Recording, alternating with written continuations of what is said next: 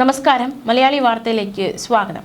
കഴിഞ്ഞ ദിവസം കേരളത്തെ നടുക്കിയ രണ്ട് കാറുകൾ, ഒരു കാർ കാസർഗോഡ്, ഒരു കാർ കണ്ണൂർ. രണ്ട് സംഭവങ്ങളിലേക്കും പോകാം. ആദ്യം കാസർഗോഡിലേക്കാണ്. കാസർഗോഡ് ബേക്കലിൽ രേഖകളില്ലാതെ കടത്തുകയായിരുന്ന 1 കോടി രൂപ പിടികൂടി കാറിൽ നിന്നാണ് കണ്ടെത്തിയിരിക്കുന്നത്. പോലീസ് നടത്തിയ വാഹന പരിശോധനയ്ക്കിടെയാണ് കാറിൽ കൊണ്ടുപോകുകയായിരുന്ന പണം ഇത്തരത്തിൽ കണ്ടെത്തിയത്. രേഖകളില്ലാതെ കൊണ്ടുപോകുകയായിരുന്ന കോടിക്കണക്കിന് രൂപയാണ് ഇപ്പോൾ കണ്ടെത്തിയിരിക്കുന്നത്. 1,17,50,000 രൂപയാണ് കണ്ടെത്തിയിരിക്കുന്നത്. ബേക്കൽ തൃക്കണ്ണാട് നടത്തിയ വാഹന പരിശോധന. ഈ പരിശോധനയ്ക്കിടെയാണ് ഇത്തരത്തിൽ കാറിൽ നിന്ന് പണം പിടിച്ചെടുക്കുന്ന സാഹചര്യം ഉണ്ടായത്. മേൽപ്പറമ്പ് സ്വദേശി അബ്ദുൾ ഖാദർ ആയിരുന്നു കാറിലുണ്ടായിരുന്നത്.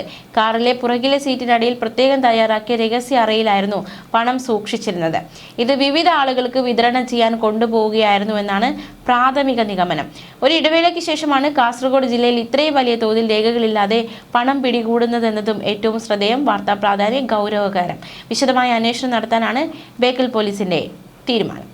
ഇനി നമുക്ക് കണ്ണൂരിലേക്ക് പോകാം. കണ്ണൂർ പിലാത്തറയിൽ കഴിഞ്ഞ ദിവസം എല്ലാവരെയും അങ്കലാപ്പിലാക്കിയ ഒരു കാറ്, പിന്നാലെ കാർ ഉടമയെ അടക്കം കണ്ടെത്തുകയുണ്ടായി.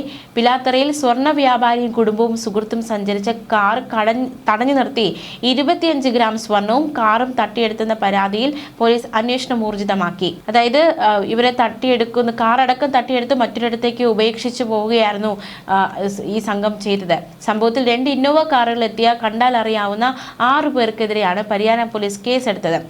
ഇന്നലെ പുലർച്ചെ 5 മണിക്ക് പയ്യന്നൂർ സർവീസ് റോഡിൽ വെച്ചാണ് ഈ സംഭവ വികാസങ്ങൾ അരങ്ങേറിയത്.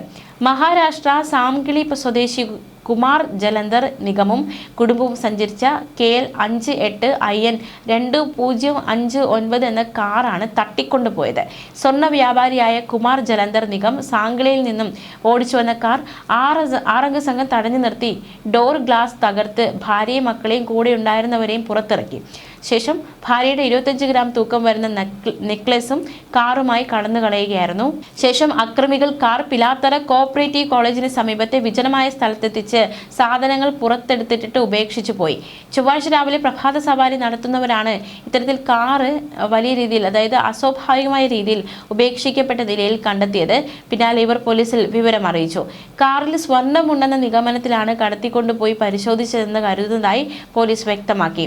തലശ്ശേരിയിൽ ഉൾപ്പെടെ സ്വർണ്ണ വ്യാപാരം നടത്തുന്ന കുമാർ ജലന്ധർ സംഭവത്തിന് പിന്നാലെ കുടുംബവുമായി തലശ്ശേരിയിലേക്ക് പോവുകയും അക്രമം നടന്ന വിവരം തലശ്ശേരി പോലീസിൽ അറിയിക്കുകയും ചെയ്തു. അവിടെ നിന്നുള്ള നിർദ്ദേശപ്രകാരം പരിയാരം പോലീസ് സ്റ്റേഷനിൽ ഹാജരായി മൊഴി നൽകി. തലശ്ശേരി രജിസ്ട്രേഷനിലുള്ള ഗ്രാൻഡ് വിറ്റാര കാറാണ് ഇത്തരത്തിൽ വഴി അരികിൽ ഉപേക്ഷിക്കപ്പെട്ട നിലയിൽ കണ്ടെത്തിയത്. കാർ അക്രമി സംഘം തട്ടിക്കൊണ്ടുവന്നതാണെന്നായിരുന്നു പോലീസിന്റെ ആദ്യത്തെ കണ്ടെത്തൽ. മഹാരാഷ്ട്ര സ്വദേശിയും തലശ്ശേരിയിൽ സ്വർണ്ണ വ്യാപാരം നടത്തുന്നയാളുമായ അശോക് കുമാറിന്റെ കാറാണിതെന്ന് പെട്ടെന്ന് തന്നെ കണ്ടെത്താൻ അന്വേഷണ സംഘത്തിന് സാധിച്ചു. ഈ കാറിന് സമീപത്തായി സ്ത്രീകളുടെയും കുട്ടികളുടെയും ഉൾപ്പെടെ വസ്ത്രങ്ങളും ബാഗുകളും ചെരുപ്പുകളും എല്ലാം ചിന്നി ചിതറി കിടക്കുന്നുണ്ടായിരുന്നു. കാറിനുള്ളിൽ രക്തക്കറയും ഉണ്ടായിരുന്നു. പോലീസ് എത്തി പരിശോധന നടത്തുന്നതിനിടെയാണ് അശോക് കുമാർ തലശ്ശേരി പോലീസിൽ പരാതി നൽകിയത്. സ്വർണ്ണക്കടത്തുകാരാണ് സംഭവത്തിന് പിന്നിലെന്ന് പോലീസ് സംശയിക്കുന്നു. കാറിൽ നിന്ന് സ്വർണവും പണവും നഷ്ടപ്പെട്ടിട്ടുണ്ട്. അക്രമി സംഘത്തെ പ്രതിരോധിക്കുന്നതിനിടെ അശോക് കുമാറിനും ഡ്രൈവർക്കും പരിക്കേറ്റിട്ടുണ്ട്. അങ്ങനെയാണ് കാറിൽ രക്തക്കറ വന്നതെന്നാണ് പോലീസ് അന്വേഷണത്തിൽ കണ്ടെത്തിയിരിക്കുന്നത്. കാറിന്റെ മുൻഭാഗം അക്രമികൾ തകർത്തു. കാറിലുണ്ടായിരുന്ന വസ്ത്രങ്ങളും മറ്റും വാരി വലിച്ചു പുറത്തിടുകയും ചെയ്തു.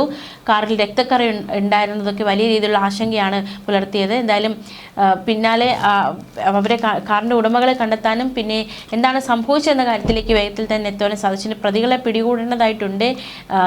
പ്രതികളുടെ ലക്ഷ്യം മോഷണം മാത്രമാണോ എന്നതടക്കമുള്ള ചോദ്യങ്ങൾ വരുന്നുണ്ട്. ഒരുപാട് ദുരൂഹതകളുണ്ട്. വ്യക്തമായ ഉത്തരം വരും മണിക്കൂറിൽ ലഭ്യമാകുമെന്ന് തന്നെയാണ് കരുതുന്നത്.